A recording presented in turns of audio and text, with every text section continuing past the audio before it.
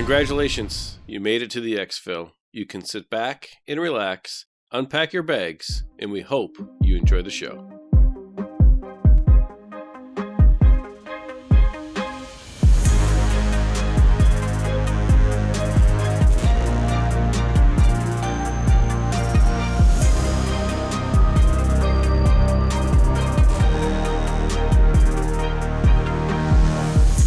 Hey there, Mike, aka MTBtrigger here, and with me as always is my co-host Ronal, aka Eric. If you are brand new, welcome. This is an Escape from Tarkov podcast where we talk about all things EFT. Our goal is to get better at the game, so we hope you come along with us for that journey. Just a couple of notes tonight.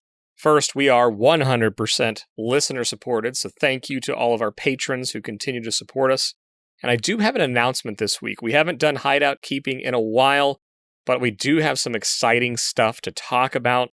And I'm going to start by saying this the same way that I sort of announced this in Discord, but it was a little ambiguous. But the Exfil is not going away. But this podcast started almost 2 years ago as a branch off from our generic podcast, XP Gaming, which was exclusively on YouTube at the time. And the truth is, Ronal and I really love talking about games, and there's a lot more that we want to podcast about. Technology, new games, old games, just things that we either get excited about or have knowledge on. And so you're going to start seeing new shows, bonus content, and the Exfil all within the same RSS feed. And notably, the reason for this announcement, why it's happening now, is we are extremely excited about New World, which is the action MMO that is launching on September 28th. We have a couple of shows planned out. Maybe we've even got some recorded already, but those are the ones that we're going to be adding into the feed in the very near future. And what it really boils down to and what we really want to communicate is we love helping people learn about complex games and creating communities around them and helping people get connected. So we want to do more of that in addition to talking about Tarkov. So keep your ears open for some of that new content. And to support this, many of you have already seen what we've done in Discord. Maybe you've clicked around. But a lot of people don't have notifications on in Discord, so I don't blame you. So we've made changes which for existing members you shouldn't notice much. But there is a new section called Get a Role, which you can now click on various reactions underneath sections for different games that have more robust sections. So everybody was defaulted for Escape from Tarkov and for the generic sections, and new members will have to select those before they can engage, but we've added a section for New World. So if you're interested in New World, or you're planning on playing, or you want a company or a place to land, we're going to have all kinds of info over the next couple of weeks as we approach the launch for this, but we wanted to let you know that's there. Go to the Get a Role section in Discord, make sure you're reacted to the right games that you want info on, and this is ultimately going to allow us to communicate only with the Discord members that are interested in those topics, because we are always taking into consideration not over-notifying people for stuff that they just don't care about. So when you get a notification on our server, it should be related to something that you're interested in. And the best part about this new reaction system is maybe you're really into Tarkov today, maybe you're really into WoW or PUBG or New World, but then 6 months from now, you're just not. You can actually go into that Get a Role section, remove your reaction, and you'll no longer have those sections showing up and having new messages or notifications coming through. So we wanted it to be really easy to opt in and opt out of those sections. So anyway, that's a long-winded announcement. We haven't had one for quite some time, and I wanted to give you guys the update on that. And that's what I have for the announcement hideout keeping today. Man, I'm pretty excited about this. Man, we started this whole journey. Can't believe it's been 2 years, but it's been actually 2 years, because we released our first show, I think, in the late part of October. And, but we had been working on it for several months before then. But it's going to be so much fun to be able to share some more projects with everybody that we have been wanting to do.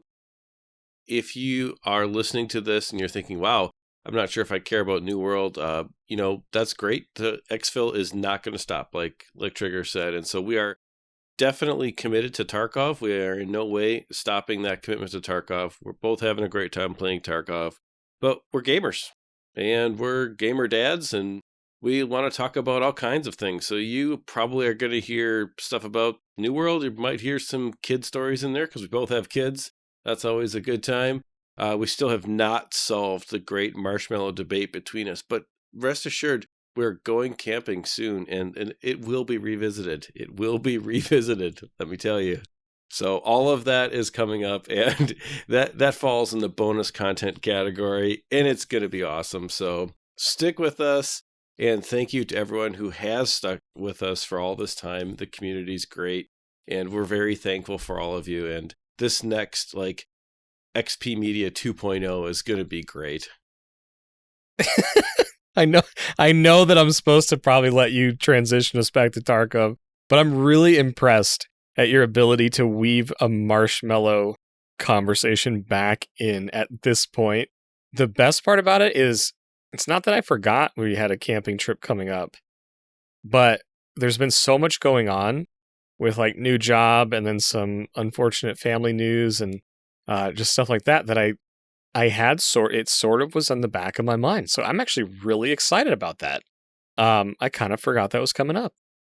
Oh, the marshmallows are locked and loaded. This needs to be revisited. It's not over. The vote from episode 30 or 37 or whatever that was over a year ago is still up in the Discord. So we're going to give everybody... It's going to get more votes, man. We're going to get everybody the chance to, vote the correct way, vote for my way. And we're going to, continue on that. It was a lot of fun. I'm looking forward to it. And just like tonight, I'm looking forward to talking about Tarkov. We're going to have a great time camping in the next couple of weeks.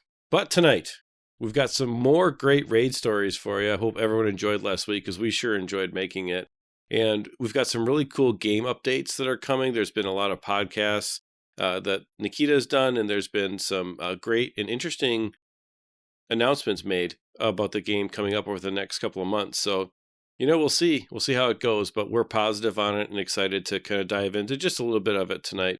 And of course, whichever rabbit holes we inevitably go down, because there's one thing that the Exfil podcast cannot do, and that's just step over a rabbit hole. We trip and fall flat into them. So inevitably get down a couple of those. But first, we need to get into our weeks in Tarkov because that's where we're at in the show notes. What do you think? Let's do it. Let's do it. All right, I'm going to go first this week. So my week in Tarkov has been fairly productive. I got to tell you, I have made a somewhat recent hard push in. I took the first 6 weeks of the wipe or 8 weeks of the wipe almost off completely because of some family stuff and, just summertime. But now I'm getting back into it and pushing through. And so push past level 30 this week. Pretty excited about that. Got to Jaeger 3. Did many, many, many tasks. And what I'm excited about is as I've gotten a little bit more comfortable in certain situations in PvP is that I've done a lot of tasks solo this time around that I just didn't or couldn't do any other time. I've waited to do them with you or with other Exfil, community members and squads. And I feel like it's kind of a cool thing as you progress in knowledge of the game and you progress in talent and skill, which I have very little of, but just enough to get to where I'm at right now that I can actually get some of that stuff done. It feels good. Just feels good. So lots of shoreline, lots of woods, lots of interchange. And I had a solo Killa kill. It is actually where I want to land this week for a raid story because it was pretty epic. And I'd like to break it down a little bit. So I was going into interchange looking for those 2 books. There's one on the first floor and there's one on the second floor. There's one by Idea just on the backside of Goshen for the first one. And the second one is on the second floor, all the way on the other side of the mall, basically over to where on the other side of the subway, whatever it's called.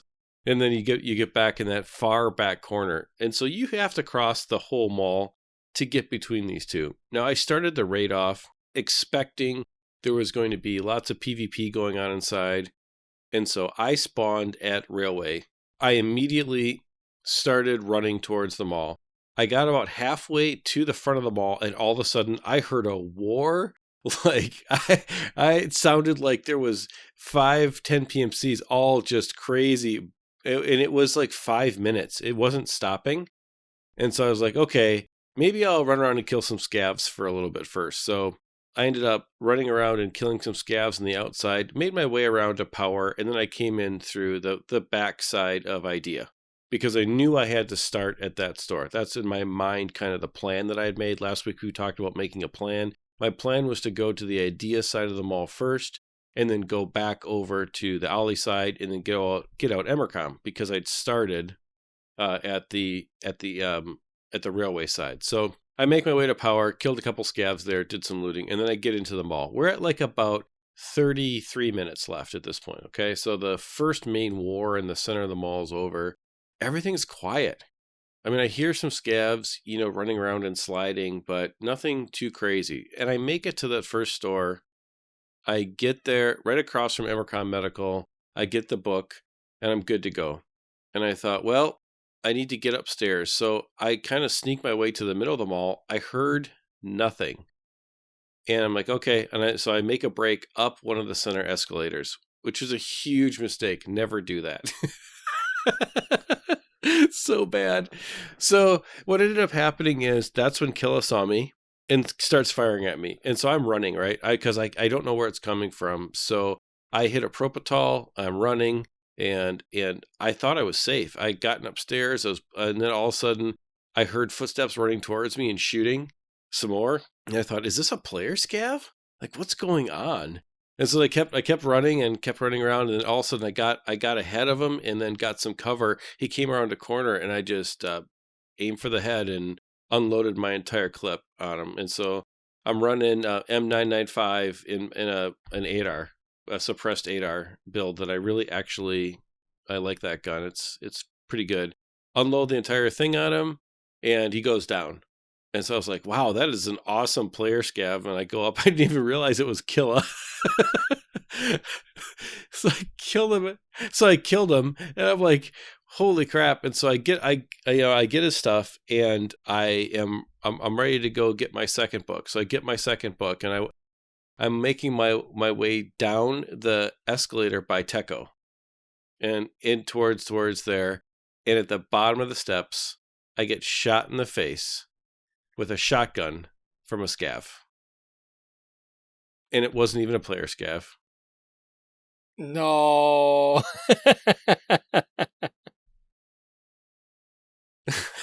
Here's the thing. Tarkov, you're going to die. And I got to be honest with all of you. I almost threw my headset across the room. Oh, Trigger was the worst.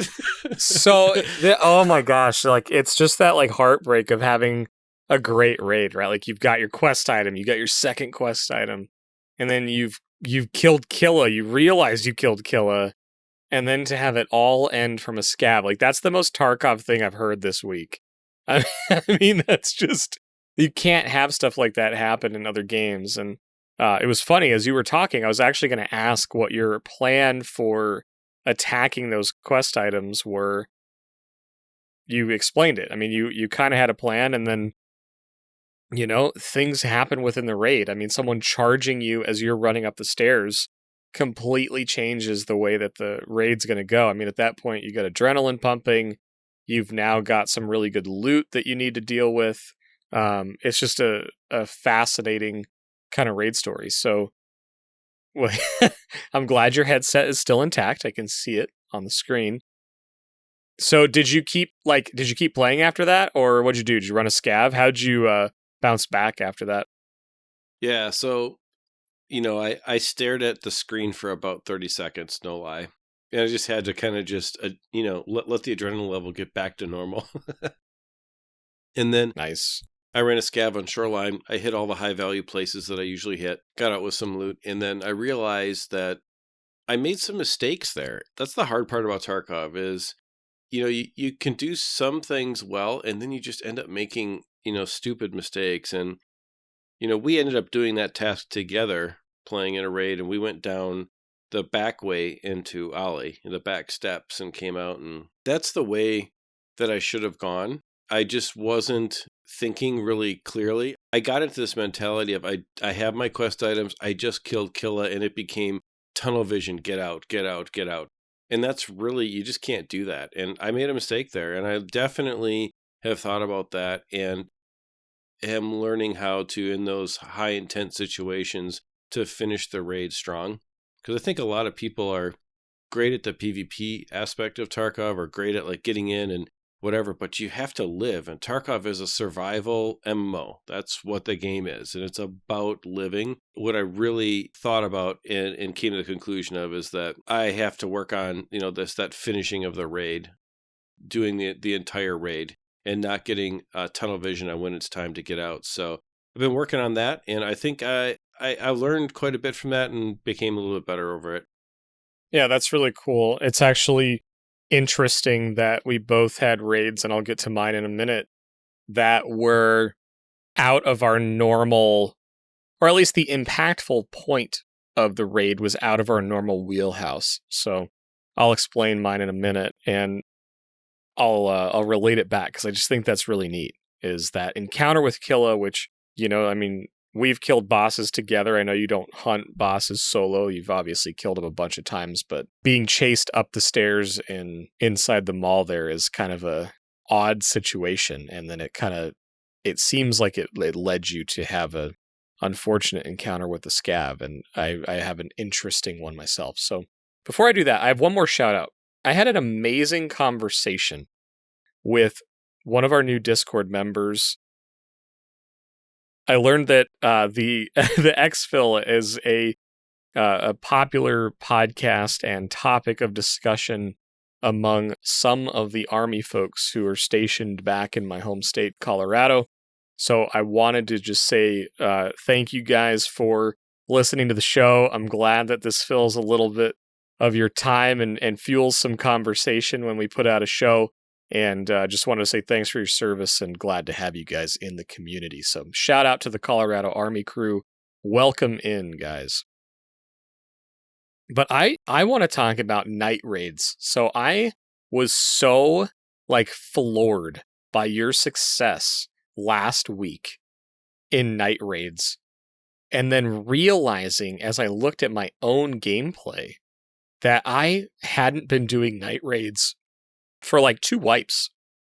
So I challenged myself to run some tasks at night and just slow it down a bit.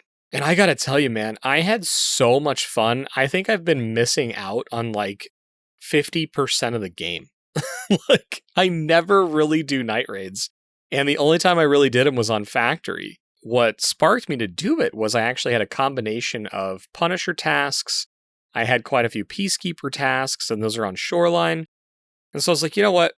I'm going to take a suppressed AKM in so that I can work on Punisher, and then I can go gather all the things that I need, or go to the car, or go to the room for nostalgia, or plant some beacons and things like that. And I just had some awesome raids.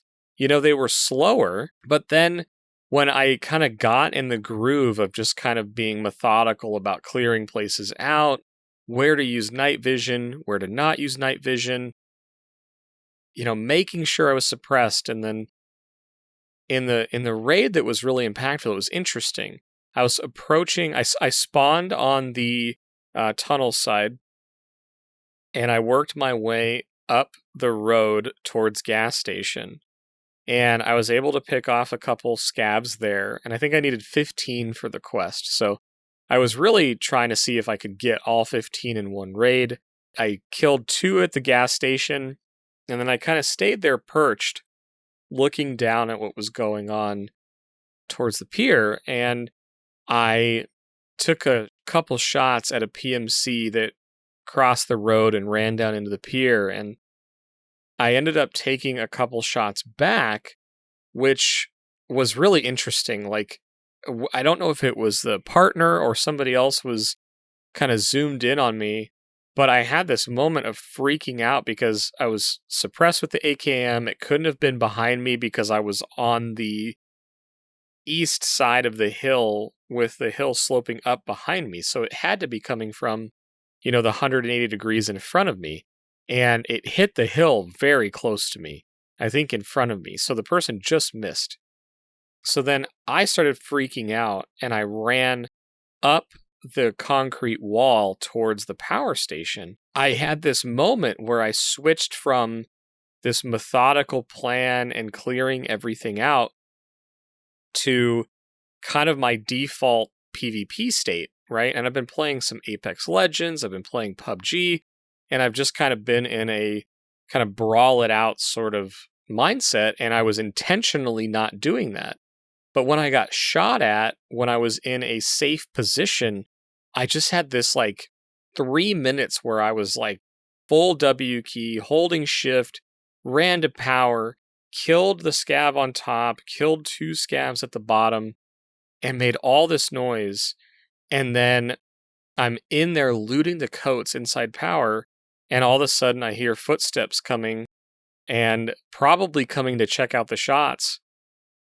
And I had this moment of decision of, okay, do I fight this, which sounded like a 1v2 or a 1v3, or do I go back to my plan and just finish the raid out?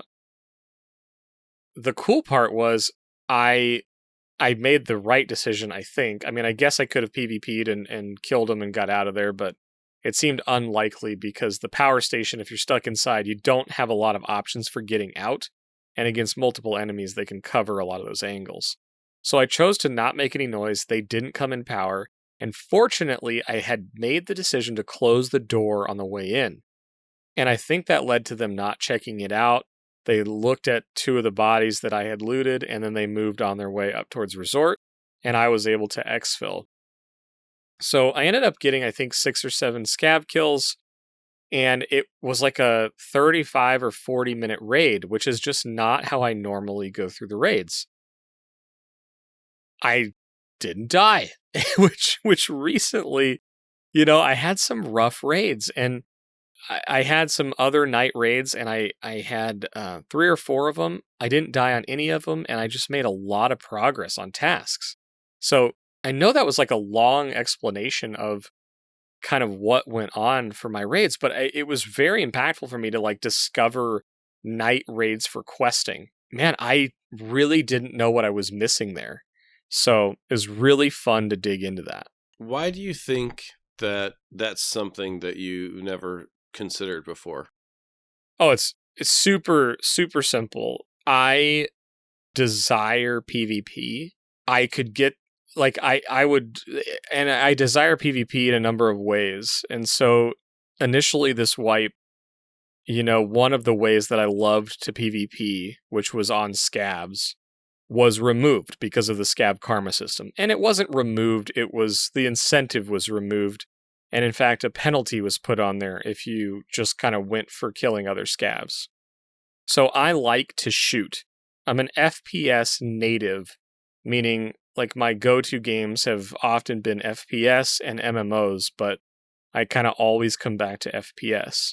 Grew up playing Halo and Counter-Strike and PUBG and Call of Duty and all of those games. That's just kind of where my passion is at. And it's where I've developed most of my gaming skill over time. So to answer your question, it's a really simple answer in that I approached Tarkov from I'm going to PvP to survive. I want to win PvP fights, and that's how I'm going to survive. And over the last couple months, as my playtime changed drastically, and notably, it went from having a couple days where I could play games earlier in the day for longer chunks of time to playing later at night again after working and not having half days. And so that change of not having as much energy, not being as focused, it sort of just had me looking for a more mellow experience in Tarkov because I just wanted to relax a little bit, but still be playing the game. And I never really considered a way to enjoy the game where PvP wasn't at the front and center of my gameplay experience. So that's really why I don't think I did night raids, because in my experience when doing night raids, there isn't as much gunplay and gunfights, and when you do get those, oftentimes you're getting sniped. If you're playing aggressive in a night raid, you often get killed from places you don't know or have no idea where it's coming from. So I just sort of avoided it subconsciously. It wasn't really an active thing, but I actually had thought about that when I started loading up and was like, it's like 10:30 at night, and I'm like, okay, what do I want to do? Well, I'm going to go do some night raids. Let's check it out. And I just found myself enjoying playing Tarkov a different way. Do you think that playing Tarkov in the way that you did changed maybe your default strategy for how you approach tasking or approach raiding? I know you said you're primarily PvP focused, but Tarkov is a mix of PvP and really, PvE elements, right? Do you think that doing night raids is primarily a less PvP focused thing? Or I don't know how to ask what I'm trying to ask, but I'm just trying to figure out if there's a segment of the Exfil community that maybe doesn't use night raids, that is more PvP focused, and if that's a thing or not. I don't know. I think for me, it's going to just open up another lane to explore the game in.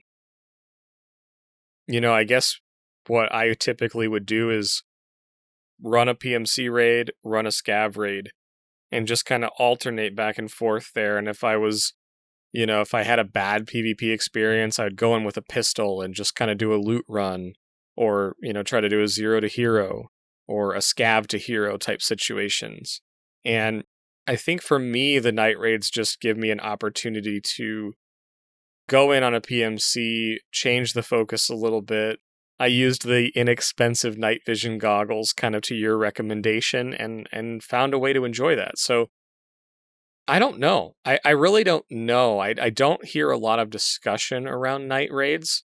I think people do run night raids, and I guess that would be an interesting point of feedback to hear from solo players or squad players. Like, do you run night raids or do you weave them into your rotation? Because that's just not something I ever did. One of the things you mentioned, which I think is an interesting thing to maybe talk about, is how when you were getting shot at, it was just hard to figure out where it's coming from. And I've also experienced that too, but talk a little bit more about that. What went through your mind as, okay, what do I do? With as much daytime PvP experience as you have, like, how did that translate to that particular interaction? Yeah, I mean, I think everyone would be lying if they didn't get shot at in Tarkov from places they were not aware of. But for me, as soon as I heard that thud of a shot landing near me, I go into immediate kind of like a step through in my mind. Like, the first thing is, do I hear where the gun sound came from to localize it? And I'll often move my mouse back and forth to the left or right as soon as I hear a shot hit somewhere to see if I can localize the direction it came from. So that's always step one when I get shot at. And oftentimes when a gun is suppressed in Tarkov, you can't figure that out if it's from longer range. So then I immediately went into, okay, where am I at on the map? And I strategically chose a point not on top of the hill I was on, but in front of the hill I was on, so that I could not be shot in the back. So I knew that the person was 180 degrees, facing towards gas station and below likely, which is also probably why the shot hit low. I think it hit under my feet. And so that suggested long range as well because of the bullet drop. So the next piece of that was, I've learned over time that when running away from being shot at any kind of range in Tarkov, you never want to run in a straight line.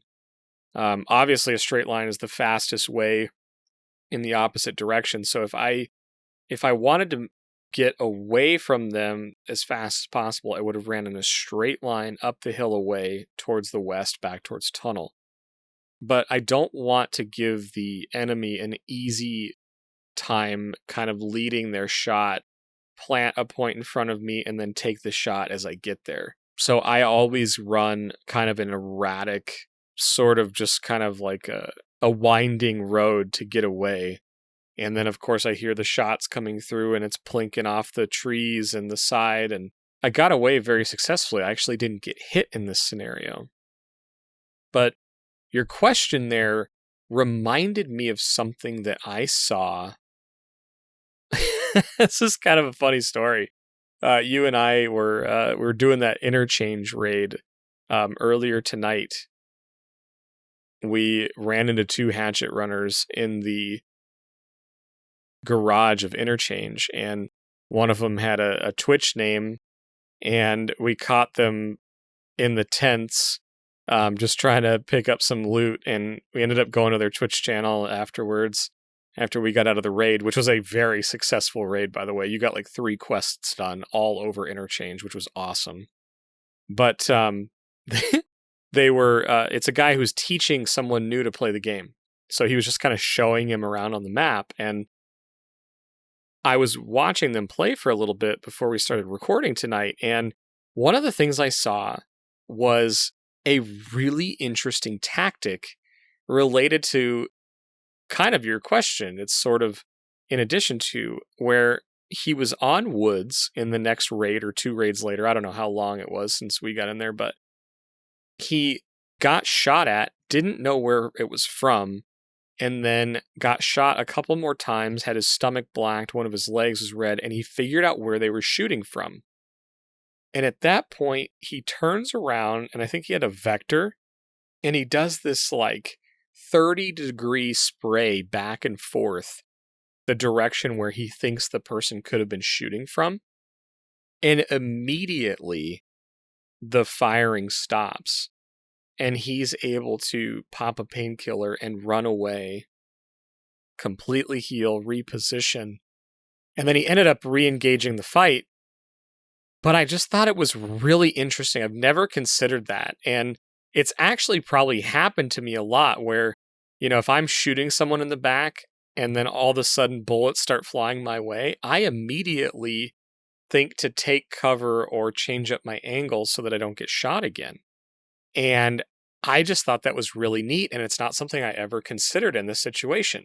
I have pretty good situational awareness and how to get away and dodge, but I never considered flipping back around and firing a bunch of bullets in a spray pattern back and forth to try to scare the person shooting into repositioning themselves or stop shooting because they think they were spotted. Or, you know, who knows, maybe 1 in 100 times you do that and you kill the person with a random lucky bullet. But that's kind of my progression, and then kind of a new strategy that I just saw today that I kind of want to... I mean, it's funny, right? I don't really want to get in a situation where I try it, but I hope that I have the presence of mind the next time I'm getting shot in the back to try it and see if it works. Yeah, it's really interesting. I think that using that technique is a pretty effective way because it's not expected, right, from the people that are shooting at you. And also, too, you have the ability to throw some grenades in their direction, too. If you have some, that can sometimes get people to move, as you can make SCAV bosses move with grenades. It is really interesting. I watched the same clip as it happened as you did, and I really thought it was a cool counter to that move. And that's one of my favorite parts about PvP games in general, is that the erratic nature of like how a player would play a human player, you can counter it with something equally as unexpected. And then that way was absolutely unexpected and definitely something that I'm going to add to the toolbox for myself as well, because sometimes it's better to shoot a little bit if you're kind of in the open, there's nothing else you can do. And so I really thought that was pretty cool. So yeah, I mean, it was a great question you asked, and we just had some awesome raids. We had a few awesome raids together along the lines of the ones we just talked about. That interchange raid was great. And then you had a couple of good shoreline ones. I had some good shoreline ones. Kind of a really good week for progression and rating. That was awesome. But I do want to talk about some news that came out. And, you kind of alluded to it at the top of the show that Nikita's been on a few podcasts recently. There's a number of things that are in development. For those of you that maybe haven't heard about all this, I guess this is just turning into a shout out episode, but a community member, you guys may recall, the Tarkov reporter, who is in the Discord and is oftentimes around. He's on Twitter a lot, but he runs a website called tarkovnews.com, and it's just an awesome spot. So if you're ever looking for kind of what's being talked about in the Tarkov community, it's a great place to go. But he kind of summarized all of the things that were talked about with Nikita as it related to the podcasts he was on. And I saw clips from this, I watched sections of it, but there's a phenomenal summary on tarkovnews.com, and we'll put the link to this in the show notes, and a little shout out for the Tarkov reporter. But there's a number of things they're working on, and there's a couple that we really want to talk about. But they talked about dynamic loot, they talk about labs loot, upping the GPU spawn rate, hitboxes, radiating damage, new animations. They talked about a new container they're developing, Lighthouse, the new map that's coming out, Streets of Tarkov, VoIP or Voice over IP, which is going to be the new in-game communication system, and then just the future of how we're going to get news like this. So it's a great article. Highly recommend that you read it, because we're picking out just a couple topics, because each one of these could probably end up being an episode, and who knows, they might be. But I want to dig into these. So the first one is, I want to talk about dynamic loot, because this has been discussed like ad nauseum, and I think there's an event related to it.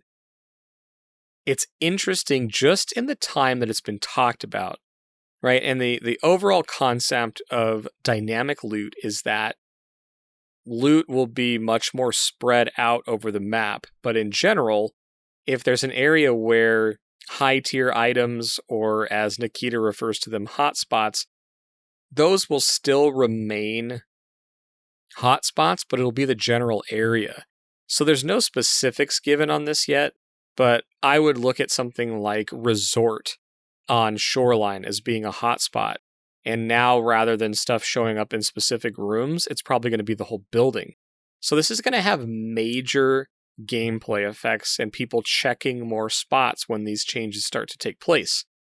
And the interesting part, as this has been discussed, I've already noticed that it's affecting my gameplay a little bit, and I'm paying a little bit more attention to where loose loot spawns, and I'm questioning whether or not, I found an augmentin in Urban as we were going towards the sneaky stairs above Ollie, and we're up on the top level of interchange, and there was an augmentin on the table inside of Urban. And I was like, is that a spawn location for this? Is it somewhere where loose loot spawns? I don't remember looting anything here. Is dynamic loot active? And so it just has me looking in more places and checking where loot spawns now, because it may be spawning new and different stuff in the future. So I find this to be really fascinating, and I want to kick it over to you, because this one kind of explodes my mind. I don't know if it's good, bad, or indifferent. I'm kind of excited to see this, to see if it will work. So what do you think about the dynamic loot? I really think it's great, actually, for the game, because I think having a static loot progression of a pistol runner with a key to a specific spot on a desk and out is not good for the game. It makes the game be too predictable, I think. And so there's going to be a lot more PvP encounters because of this, and I think that's good for the game. And it's also going to make people have to take a pause and maybe strategize on how to do loot running. I've noticed myself that it is a little bit harder to get loot, for some of the turn-in quests that come up along the way. I probably did maybe 25 or 30 raids looking for a fuel conditioner.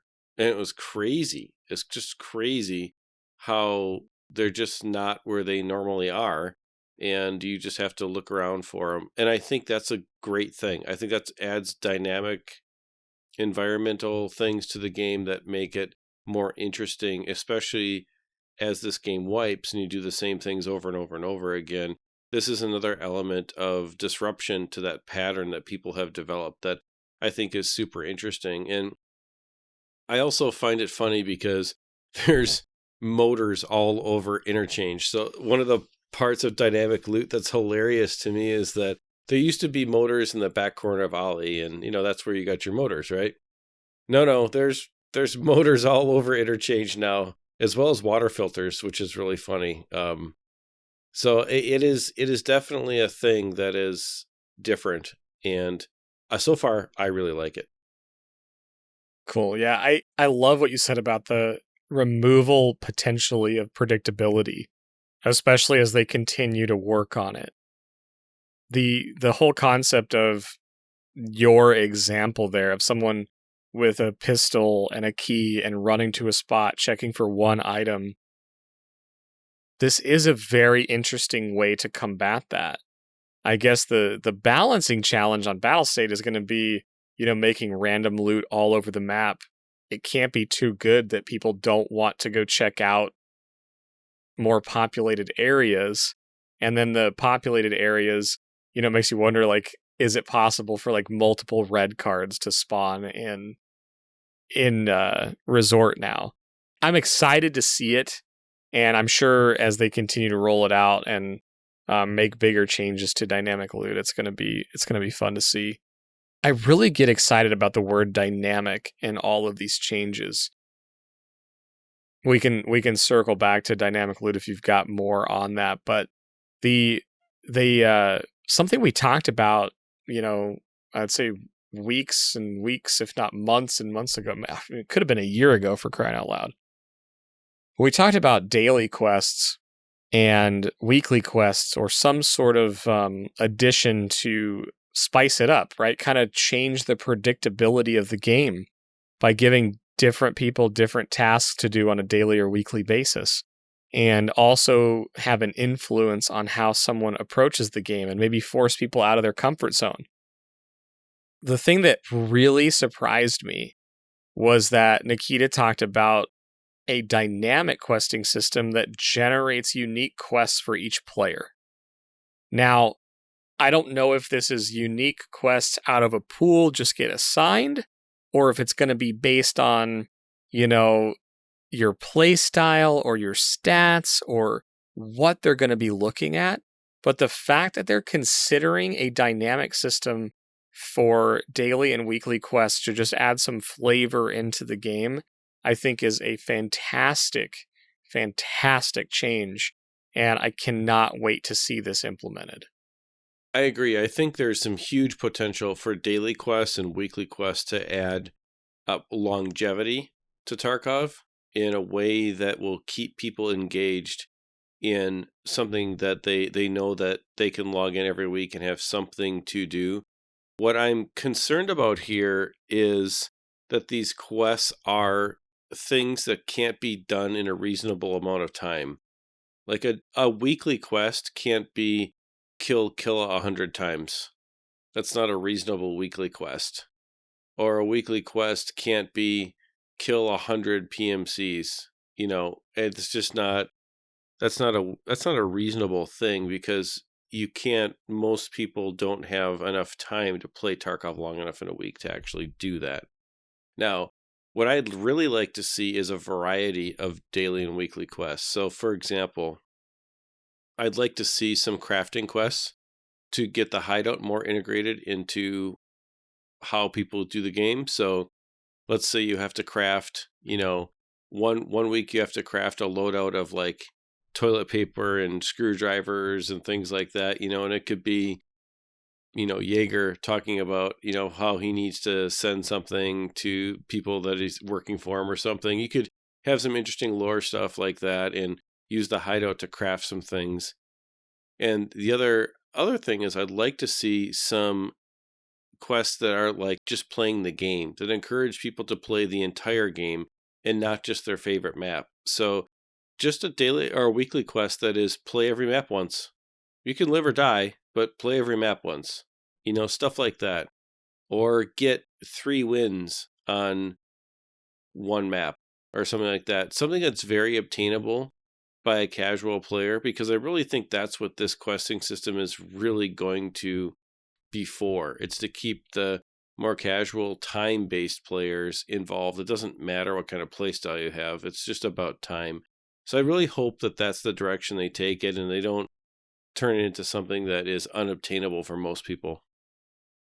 Yeah, I agree. I think this is a spot that there's probably some risk in it, right? And figuring out what's the right sort of requirements to put out there. But I think to games that have been doing daily and weekly and quests for a long time, and the one that I probably spend the most time in is Hearthstone.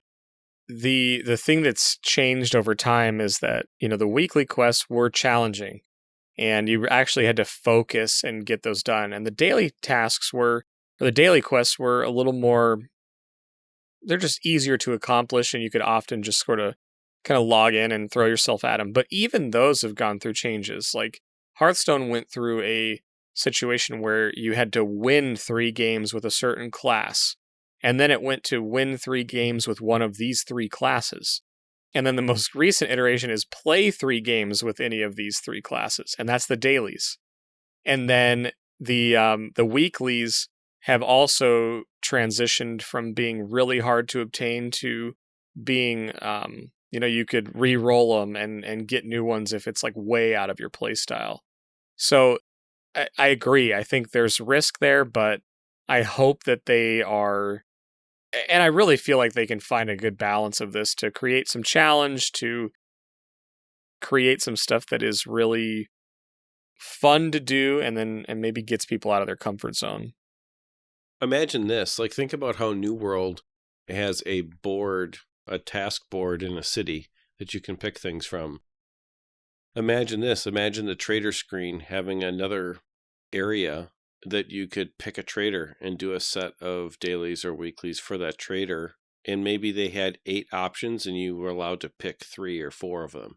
Maybe there was ways to focus on one trader, or maybe there's ways to focus on a set of traders or something. But maybe this tasking system could be totally used for not just keeping people playing the game, but also for supplementing reputation. Like think about how hard it is to get Jaeger reputation. It could be used for, supplementing experience when you're in between those tough levels, like 17 to 20 or 28 to 30, or 37 to 40. There's gaps in the Tarkov experience that, you need help along the way. And this could be a way to do that too. So there's a lot of different ways they could take it. They weren't very specific on what they were trying to get out of the system, but just that the system was going to exist. And just the fact that this is the direction they're thinking about going actually gives me a lot of hope for this area of the game. And I'm pretty excited about it. I do too, because, I'm most interested in what Nikita means by dynamic. And then I think about all of the gameplay aspects that could be added into this. And I think that would be amazing. And as you were talking, I was thinking about how dynamic could mean, or it would be really cool if it meant that it took into account what tasks you're on and maybe gave you like baby steps for getting those tasks done. Like when you need 15 kills on Shoreline, maybe it's you get a daily quest for killing 4 scavs on Shoreline with the gun that you need, right? Or it could be like an incremental bonus to doing what you should be doing for progression. So there's a lot of opportunity that could make this really, really cool. I agree. And I think that it's going to be a major part of, if not this wipe, but the next wipe going forward. So we're going to see this in whatever iteration they start it with soon. And I am excited to see it, like I said. The next thing that kind of was really interesting to me on this list was the damage problems that they were having with people getting shot and blacked out limbs were not calculating the correct amount of damage. And I'm not sure how much you were following this, but this was a really interesting problem. Basically, the TLDR is your legs are blacked out, you keep getting shot in the leg, nothing happens. You're supposed to die, but the damage wasn't being spread out to the rest of your limbs that had hit points. And so it was about a half a day where people were stupidly overpowered and they were just kept on getting shot, and it was a really weird situation. And so they confirmed that this was a bug, and they've gone ahead and patched it as of time of recording now. And so it's been like a week and a half. So it's been patched, but it brings up this idea that they don't actually have the radiating damage stuff worked out quite the way they want to yet. So what happens when your arm is blacked out, your leg is blacked out, and you still get shot there? They haven't quite figured that out yet. There's some multipliers on it. Like, for example, if your arms get shot, it's like a 0.7 multiplier that gets spread. And if your legs get shot, it's a 1.3 multiplier, something like that. And so it's really interesting that Tarkov, it goes down to that level of damage distribution. And like I said, this is a survival MMO. So that's something you may have noticed. You may have noticed, hey, a couple of raids, you shot at someone and their legs, absorbed your entire clip. Well, they did. They did absorb your entire clip, and it was a bug. And so that bug has been confirmed that it's been patched as of right now. You're going to get flamed for saying clip. Oh, no, I said clip. Magazine. We can't shout out the army guys and then say clip in the same episode. I know. Oh, man, I feel so bad. But we're leaving that in the show. Magazine. I emptied my magazine. Yeah, but I don't know if I noticed that. I'm not sure if I noticed that day of craziness. I may not have even played that day. But it is really cool to think about, and sometimes it's just like mind-blowing how many different systems are constantly working together to make Tarkov happen.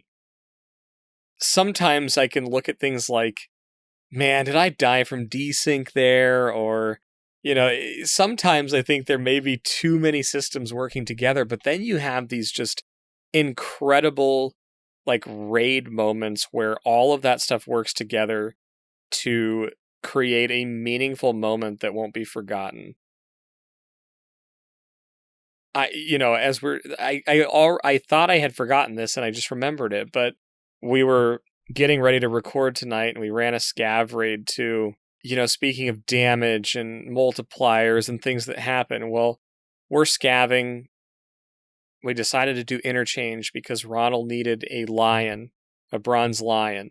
So in the process of going from the Ollie side over to the Idea side so that we could loot and check for a lion within Idea, we get in a fight. Better than that, we hear a fight going on. We're at the entrance of Ollie. We're in Ollie. We find a friendly scav. We do the wiggle confirmation that we're now a team.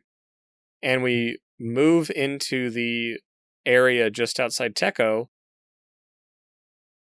This other scav is shooting at another scav who's hostile. And so we join the fight. We kill the hostile scav. But in the fight, Ronal ended up blacking out both of his legs, getting 2 heavy bleeds. So I'm looting the guy. Ronal's like, I have 1 S mark, but I need another one. Do you have one? I said, yeah, it's in the tea bag on this scav. Come loot that. And so he gets that. He stops the bleed. And I'm like, all right, well, your legs are totally messed up. So you need to start walking towards Railway. And I'm going to run to Idea. And I'm going to see if I can find you a bronze lion. And I'll meet you on the way out. So all of these systems play together in such cool ways because Ronal is hobbling out, makes a stop in National, finds a CMS kit on the shelf. And I'm just like, are you kidding me? That is the luckiest thing I've ever seen. Well, he still has a fractured leg. So even though he could repair the legs He's still at a fracture and we didn't have a splint. So I go through idea, I don't find a bronze lion, and he's like, I'm not going to make it out.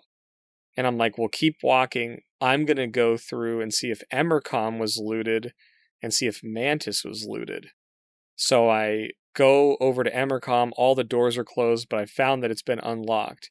So I start scavenging through there, looting the med bangs. I don't find a splint. I'm like, all right, we're really low on time. We're at like 2 minutes left. I'm going to go in Mantis and try to find a splint for you. Don't find one in Mantis, and we end up getting ready to be done, and I find a painkiller on the shelf. So I'm like, I'm going to grab this painkiller, I'm going to run it to you, and we're going to head out to the Exfil, and we're going to make it. So I meet him, he's hobbling through the woods towards the railway Exfil, and I'm like, I'm going to run in front of you, I'm going to drop this painkiller, you're going to take it, and you're going to sprint. I think we were probably 10, maybe 15 seconds away from the Exfil. We didn't make it. But I think you're just bringing up that concept of all of these systems and the way they work and how complex it can be. That was one of the like coolest in-game experiences that I can remember, and we were not successful. But because of everything that happened in the raid and all of the systems that were working together to produce that experience, it completely modified how we communicated, what we did in the raid, and then what I tried to do to help you and get us both out successfully.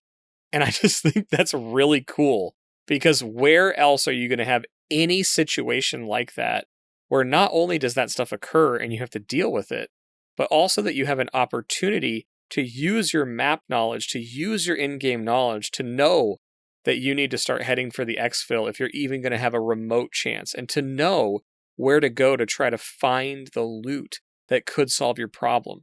I just think that that is something that doesn't happen in other games, and Tarkov does deep depth of system really, really well. I totally agree, and we gotta round off that story by saying that we missed the Exfil by like 50 feet. No, dude. It was so unfortunate. It was, if we had another 20 seconds, it would have been good. But yeah, you're right. It was so many different systems combined to create, even though it was a loss, because we didn't survive, it was fun.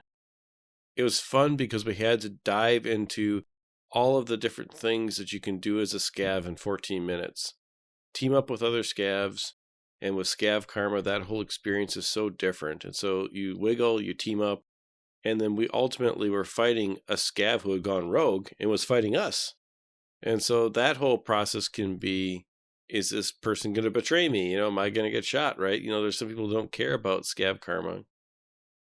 And then ultimately using, knowing that on the way out, National was there, and there's a bunch of file cabinets. I had a chance to find, some healing, and I decided to take the chance because I didn't think I had enough time to hobble. And that CMS kit allowed me to walk a little faster, which is great. So all those things come together, and, it just makes a memorable raid, and that's awesome. But that's about it for this week, and we're starting to actually make it to the Exfil, so the green bar is starting to flash. So we are moments away from disappearing. But as always, before we do, thank you to the community. Thank you to our patrons. Thank you to the new people that have joined Patreon. The Exfil and everything that we do is a community-supported endeavor for us, and anything that you guys can join on Patreon, as little as $1 a month, is greatly appreciated and goes a long way to helping us produce more content, and we have plenty of ideas. And so we're looking forward to the future. We've got many different things planned, and looking forward to getting into some new shows, new bonus material for you, and of course, always more Exfil. So that's about it for me this week. You can always look for me on Twitch. If you follow me there, make sure to set the notification on, because I stream kind of irregularly right now, but normally 2, if not 3 times a week. And you can also find me on Twitter and Discord at MTBtrigger. But to echo what Ronal said, Just wanted to thank everybody for listening and being a part of the community. We're growing it. We're trying some new stuff. We're modifying Discord to be much more focused on the future and all the games that we're playing and what other people are playing. And we're just excited to kind of get back into that. So it's amazing how, I'm excited for new games coming out. I'm excited for a remaster of Diablo 2. I can't wait to talk about that. But I'm still just loving Tarkov and finding new ways to enjoy it, which is really neat. So expect to hear more about night raids coming up. As for me, that's pretty much it. So you can always find this podcast on basically every audio podcast platform out there. Make sure you check out YouTube if you're looking to see how we react and our faces when somebody brings up marshmallows out of the blue after 4 months. And you can find that at XPMediaNow on YouTube. So leave a comment, give us feedback, whether it's there or in Discord. We greatly appreciate all of that. But good luck in your raids this week. Get out there, try a night raid, and we'll see everybody next time. See everybody.